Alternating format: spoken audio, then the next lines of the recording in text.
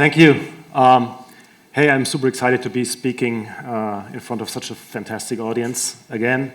It has been a while. Today, I want to talk to you about my journey with async functions in Rust when I was building a library called EventSourced.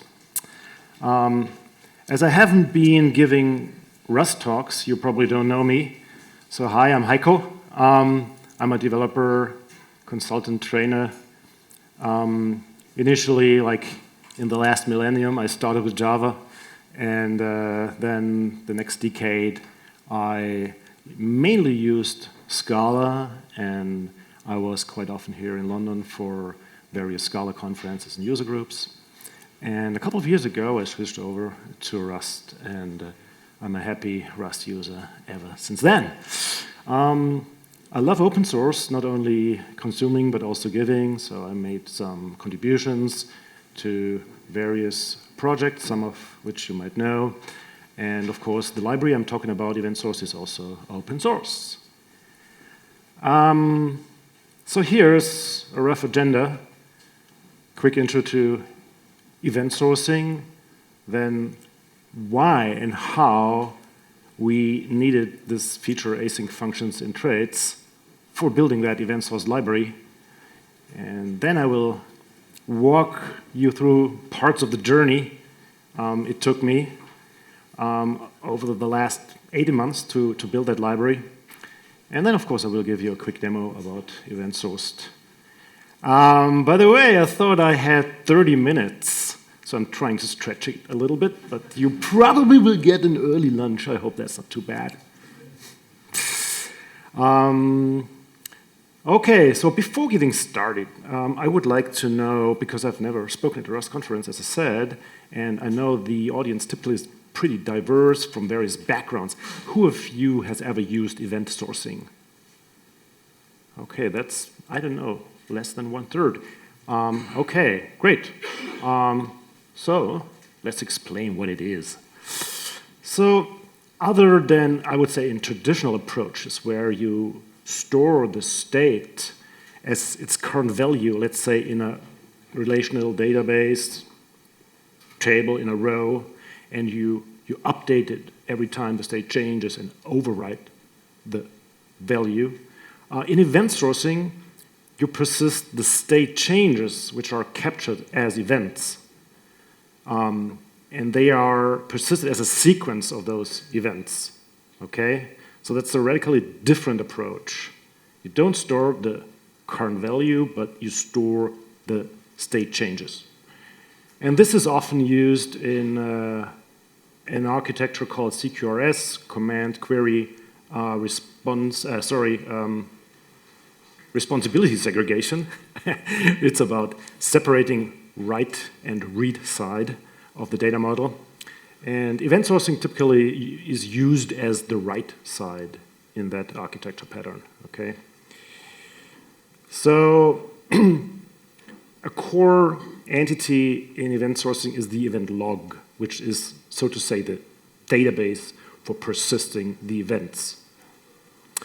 And in a typical scenario, if you want to make a state change, a command, very different concept, a command is sent to a command handler which validates the command. Let's think of a bank account, okay, and you want to withdraw some money. So a withdraw command would be sent to the command handler, and if your balance is sufficient, it will be accepted and a withdrawn event is persisted. If you don't have enough money, it will be rejected with insufficient balance. The event is persisted in the event log, and then there are event handlers which can use them to populate the current state, to project the events to some views, etc., etc. But the event log is really at the core of the event sourcing architecture. So why would you ever use event sourcing? So for example, some pros are that you get event streams and audit logs for free. I mean, the event log is the audit log, at least if you think about the state it doesn't reflect queries or commands, but every state change is captured, and that's a pretty good audit log already, I would say. What's also interesting is you can restore the state at any time by folding over the events. You just go from the initial state over all the events, and then you arrive at the current state or at the state yesterday or last week. So if you have those requirements, event sourcing might be a good architecture. Of course, there are also some cons. For example, it's a more complex architecture than just writing the current value and updating it. And there's also eventual consistency between the write side and the read side. If you want to build complex queries, you cannot go to the event log. You have to consume all the events and project them into various views, and that happens after the events have been written, right? So there's a slight delay, and you have some consistency problems, if they are problems. So these are the pros and cons for event sourcing. By the way, if you have questions, let me know anytime. Okay, so EventSourced is the library about event sourcing for Rust. When I decided to write that, I quickly took a look at Crates.io and elsewhere. I couldn't find any existing solution, so I decided to write it. Initially, it was just my hobby project because I had quite some experience with Arca persistence. That obviously inspired me, and I wanted to brush up my Rust knowledge and just thought, okay, let's kick off this event sourcing library in Rust. Yeah, it's more than a library, it's a framework, I would say, for implementing event sourcing and CQRS, so it also deals with the read side. And it has matured from a pet project to something that is used for real at my current customer, Second.com, French startup building service marketplaces. It's on GitHub.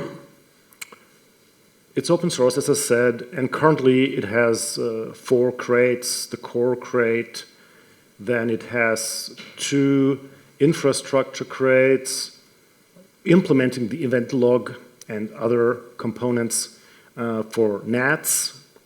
Have you heard about NATs before? Who knows NATs? Oh, quite a few, cool. It's something like Kafka, but smaller and more modern, I would say. And Postgres as a second implementation. And then there's also early support for the read side for the projections and the event source projection crate. Yeah, I told you that I started my journey like 18 months ago. I think that is totally true if you look at GitHub. So I started in late 22. And this now is a more complete picture of the event sourcing architecture as interpreted or implemented by EventSourced. So we have commands, and we have a command handler, state, and event handler, which is represented by something we call entity. So when a command arrives, the command handler will validate it, and it could reject it with an error. Or it says, yes, you can withdraw your money. So it emits an event. That is then persisted to the event log.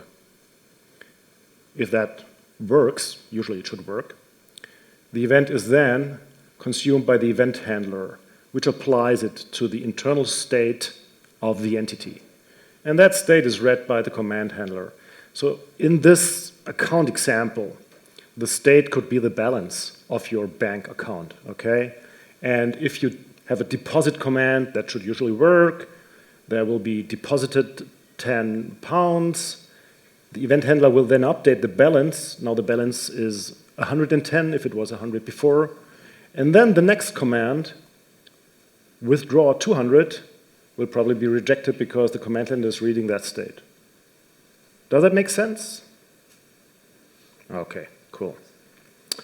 We will later take a deeper look at how EventSourced, the library, is working and what you can do with it. But for the journey, I'm minimizing the problem I was facing, and I'm minimizing it to the event log and one of its methods.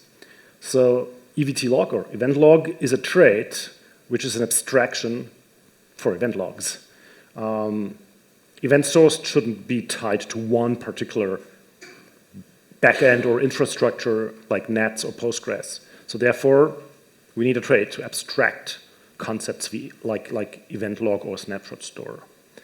And as event logs have persistence, and persistence means I/O, we need async functions in traits. And this is where the story or the journey begins. This won't compile. At least it did not compile in 22. Quick refresher. Do you know async? Who does not know async? No, bad question. Who knows async? Okay, mostly everybody. That's great, so I can skip that refresher. Just maybe one thing, async functions really can be desugared into regular functions that return an implementation of a future, right? So these two things are equivalent. So yeah, back in late 22, this would not compile. Because the compiler would tell you async trait functions are not currently supported. That was in stable Rust 164. And if you don't believe me, you can see it again. I'm using this exact 164 here. All right, so what to do? Then I found this nice blog post, and I recommend reading that and the follow-up ones. They are a great source of information from the official Rust-Lang blog. Async function in trait MVP comes to nightly. Yeah, that was in November, so that was exactly at the time I started EventSourced. Perfect. So a couple new features have been introduced. So for example, if you go to nightly and then you use this feature async fn in trait, you should be able to exactly write that what I needed. Let's give it a try. All right, so first let's switch the tool chain and tell Rust Analyzer to reload the workspace. And it shouldn't yet compile. All right, let me go here.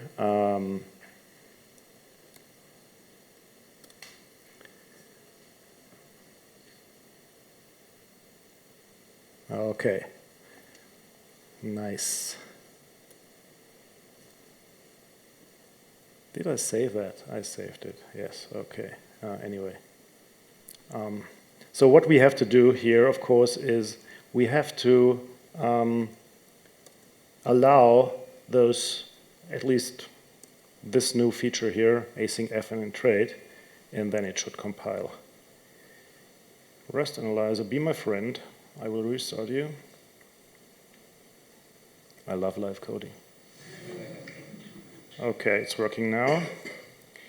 Is it also working here? Yeah, cool. Okay, so job done, right? No, not really. The next problem I was facing is that for the implementation of EventSourced, we need to spawn Tokyo tasks.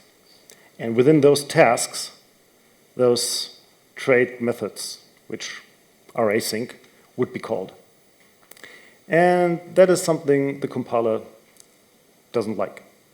Because as you probably know, if you're using Tokyo with its work-stealing, multi-threaded runtime, everything or every future that gets put on a task needs to be send.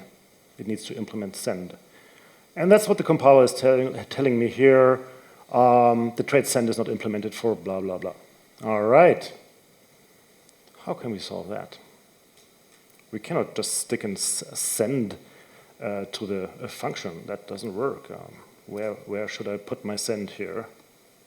There's no way to do that. So this blog post I mentioned before first says this is uncommon. Wow, that's not helpful. For me at least, I disagreed. But a little farther down, there's a solution when it happens. So it's not a dead-end road. Essentially, the solution is not to use async functions in trades.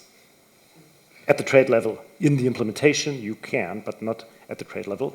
But instead, desugar async to a regular function and then put the send bound on it. All right. I think we can do that. So what it means is, by the way, down here is an implementation. I should just unfold it. Is it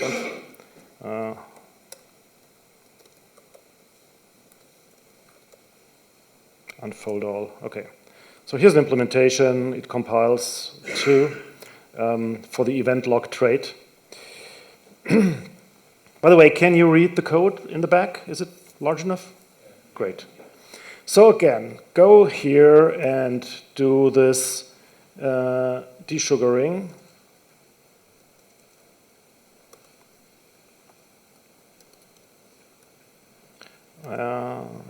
Okay. So we are almost there. Oh, input trait only allowed in function and inherent, blah, blah, blah. Wait a moment, there was this other feature we have to enable. So until then, input traits in traits in return position had not been allowed. So we need to activate this other feature, which is another new nightly feature. And we are getting almost there. So this event log persist function now looks desugared, but the compiler complains that the implementation doesn't match the signature. It tells you that the lifetime requirements are not met. Let's go back here. I don't know if you can read it, probably not in the back, but if you look at those two lines here, maybe later, those are not helpful because they tell you this thing, which is exactly the same as the other thing, is different. Very confusing. But I love the Rust compiler, even if it's telling this nonsense here. There's another very helpful line. Verify the lifetime relationships in the trait and impl between the self argument, the other inputs, and the output. So you probably have to put some lifetime on your references, right? Back in those days, lifetimes were still really not, I wasn't too familiar with it. And I said, okay, let's get started. Let's add some lifetimes. All right, so I did it like this. So let's put an A here. And we have a reference here, so let's put an A here and put an A here. And what would that mean? Still failing, but of course we have to put the lifetimes here too, right? So let's do it like this, let's do it like this, and let's do it like this. Oh, that of course is broken because I added a comma. Come on. It's even invalid code. Yeah, still not working. Maybe the compiler told me to also take the outputs into consideration, okay? So we probably need to put it here too. No, that's of course wrong. I was going to that one. I have to decrease the font a little bit, I'm sorry, because else I cannot read the full lines. Okay. All right, I sprinkled some lifetimes across the code, and it's compiling now. Amazing. Very happy about that. And with that, we can uncomment the code above and it's almost working. What is still missing is the send bound. I haven't even started putting it on it, but now it is possible to add the send bound because we have our trait, which has this desugared function, and we can say plus send, and it's compiling. That's the trick. That would have been the trick. But back then, I sprinkled too much lifetimes onto the code, and I want to be honest to you, and if you go to the repository, you will see that. I also added a lifetime here for whatever reason. And yeah, that started being very funny. So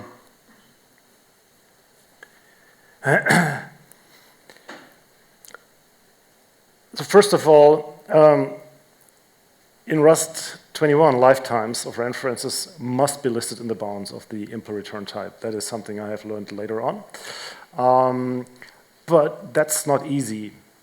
And last year at the Eurorust conference in Brussels, Nico gave a talk, and he said, according to Nico, most people do it wrong.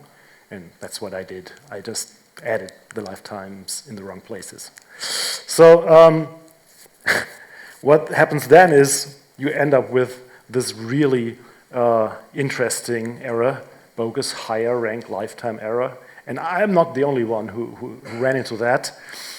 So you can find this issue and similar on the GitHub repository of Rust. So if you look here now, oh, by the way, what's wrong here now? They do not match. Oh, okay, I forgot to add it here. So that's still easy to fix. Now this seems correct, but up here, higher rank lifetime error. Could not prove, blah, blah, blah. But the other issue I have shown you before on GitHub has a solution for that problem, which I applied. It's a nice hack. So essentially, you write an identity function. It's a function assert send or something, taking a type parameter and taking a future. Output t plus send. Oh, sorry. Plus send. And returning the same thing. So an identity function, okay? So that should make sense. It's easy. So, and now we take our future before we await it. We say persist fut equals assert send. So we put this event log persist invocation, which is async, so it's a future, into the assert send, and then we call persist fut. And it works. Now this is really magic, and please don't ask me why it works. If you follow the GitHub issue, at least I got the impression that maybe nobody knows, or maybe some people have ideas.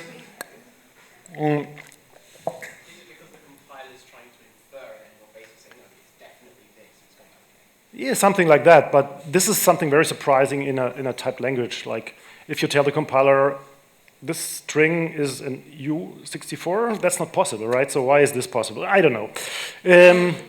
Anyway, it worked, and you can find it in the code for at least a couple of weeks it was there.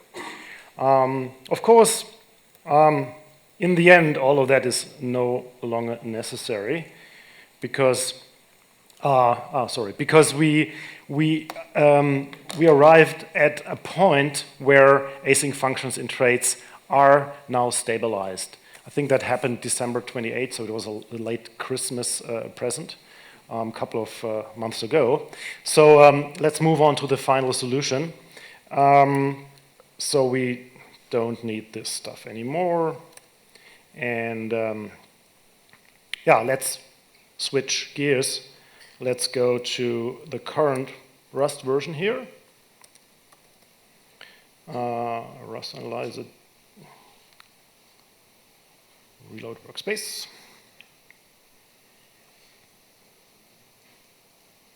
It will then tell me that those features are not possible because they are unstable, but they're no longer needed anyway, because things have been stabilized.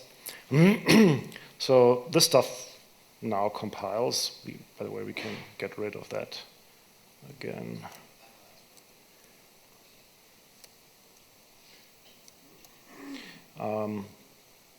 And we can, of course, now do this async event persist. We get rid of the lifetimes again.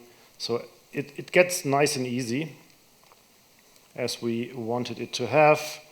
No more lifetime bullshit here and there. Here we also have one. Here we have one. Bear with me. Okay. I have impl future up here. Gonna get rid of that. Okay, that looks better, right? So we are almost there. The only thing we are still facing, it's one of the initial problems.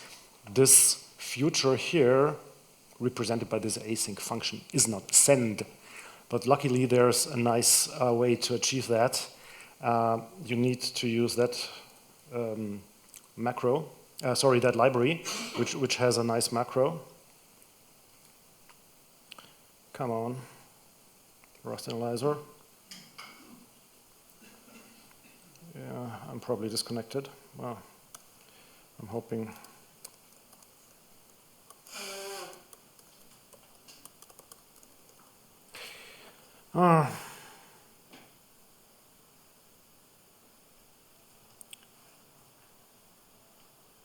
I'm disconnected from the internet.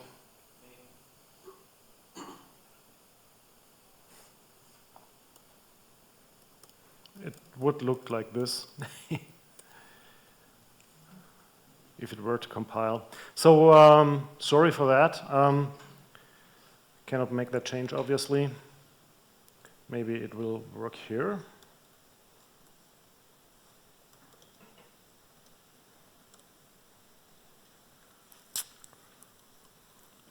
Thank you. Spurious network error. Live coding and bad Wi-Fi. Okay, sorry for that. But trust me, with that nice attribute macro, you can make the whole trade send and all the methods send, and then it will compile. So this 18-month journey has come to a very happy end. You can use this feature seamlessly nowadays, and I'm very happy about that. Of course, there are some restrictions. For example, async functions and trades don't work for trade objects, right? So anything with a didn't trade whatever, a box didn't trade whatever, you should still use the async trade library, which was there before. All right. Great. So to finish this talk up, I would like to give you a quick demo about EventSourced, about that library. So I will talk about this bank account example. Essentially, we will have an entity called account, which has two states, non-existent or existent and existing. And we have three commands. We can create an account and do deposit and withdraw. And the respective events are created, deposited, and withdrawn. And one thing I have to mention, I didn't mention before in detail, is the projections, is the read side, because entities, event sourcing only represents the right side. And for the read side, we need projections. And the way they work is that they consume the event log, all the events for a given entity or for a type of entity, and then they project it onto a view or multiple views, okay? So this could be, or in this example, is a relational, a table in a relational database, which holds all the accounts with their balance. All right, so let's go here. So in EventSourced, you would first define the entity. In this case, it's called account entity. It's an enum which has two states, non-existing and existing. And if it is existing, it has a balance. I'm hoping that makes sense. All right. And then you have to implement the EventSourced trait for your account entity. And that means you have to define the type of the ID, your UID in that case, the type of the event, which will be shown in a minute, and then the event handler.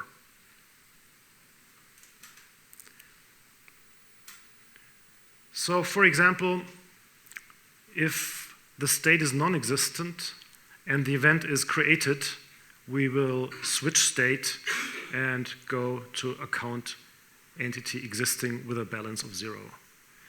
All the other cases are invalid, and we could, of course, just use the underscore here and panic, but it's a little easier if you add new events to be explicit, to not forget new events.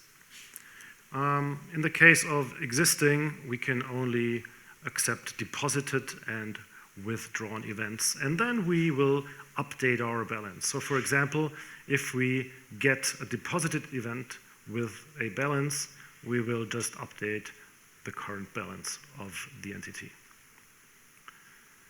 All right, and now let's take a look at the events. Very straightforward.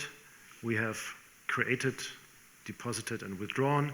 They carry maybe a little more information than would be necessary to update the state of the entity, for example, the amount.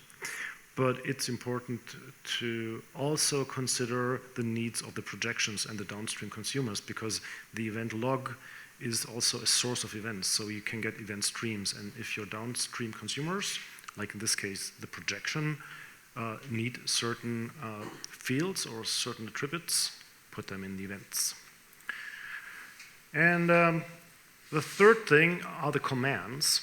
So we have 3 commands here: create, account, we have deposit, and we have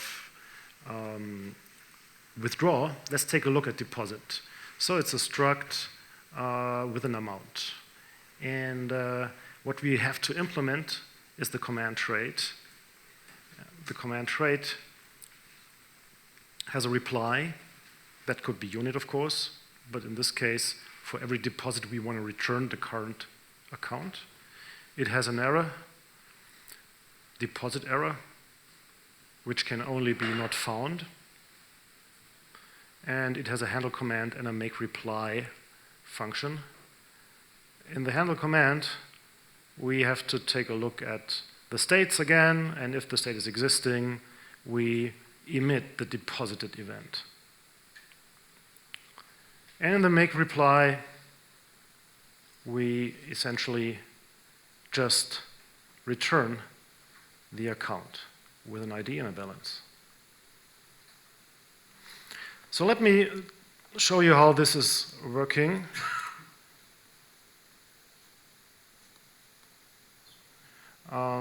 There's a little demo app called Rusty Accounts, and it has an API which I can show you with Swagger here.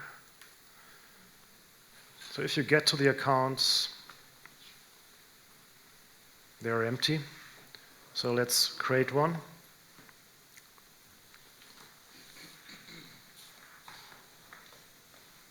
Hooray, we have created one.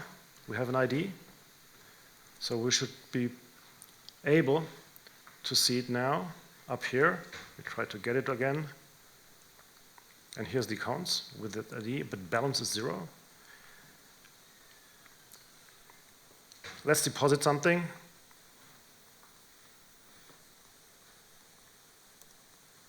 Let's say 42, because that's always a great figure.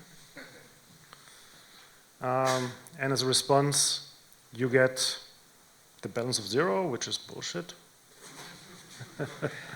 Really? Is it running at all, or am I showing some outdated stuff? Wow, it's not running. Why did it show these things? I don't know. That's great. It's the history. I don't know. So, okay, let's use just run. And yeah, I've shown you most of the things. So let's do one post again. Here we get an ID. Let's verify that it's there. Seems to look good.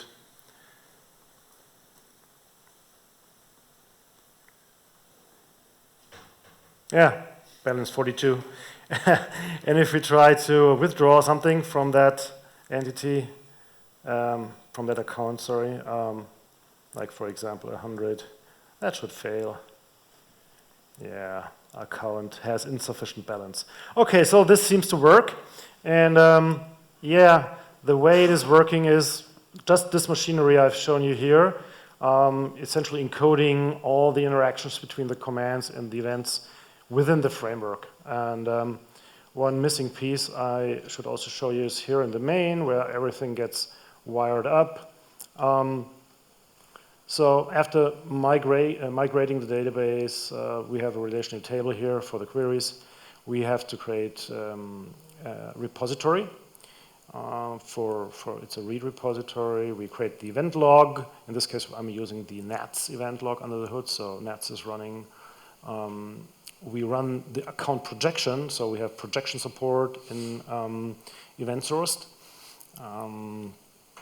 where we define a handler, what to do when an event arrives. So the way this handler can be implemented is by just defining a struct, implementing the event handler trait. And as you can see here, we are dealing with a database, a Postgres database, so we have some SQL. Whenever a created event comes in, we do an insert into account. When we get a deposited event, we do update, and that's just another, yeah, a SQL statement, update account. Yeah, and then finally, we just serve the API using the repository and the event log. This is on GitHub, and you can look at the details if you want. And of course, you can always try to catch me. I'm still around until tonight, if you're interested in talking about event sourcing. Yeah, I think that's it. And I'm ready to take questions.